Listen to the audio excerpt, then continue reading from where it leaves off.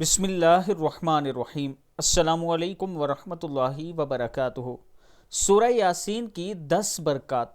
سید الانبیاء خاتم النبیین حضرت محمد صلی اللہ علیہ وآلہ وسلم نے فرمایا، اے علی، سورہ یاسین پڑھو، اس میں 10 برکات ہیں۔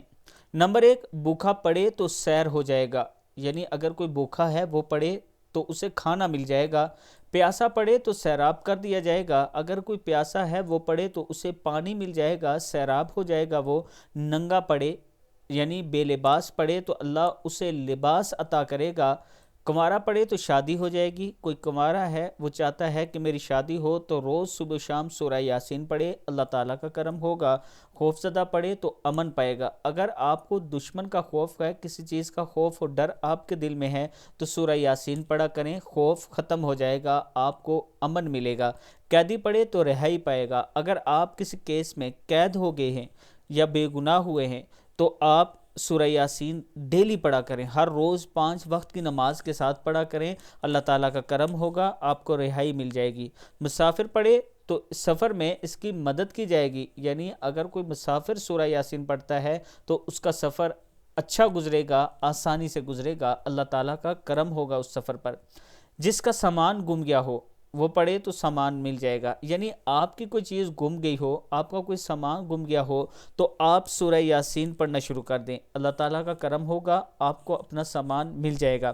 اسی طرح مریض پڑھے تو شفا یاب ہوگا، اگر کوئی مریض ہے، کسی قسم کی بھی بیماری ہے، آپ کو بڑی سے بڑی بیماری ہے، آپ ڈیلی سورہ یاسین پڑھنا شروع کر دیں اور کثرت سے پڑھنا شروع کر دیں، یعنی جس ٹائم جس وقت بھی بیٹھے ہوں بس سورہ یاسین پڑھتے رہا کریں، آپ کو اللہ تعالیٰ شفا دے دے گا۔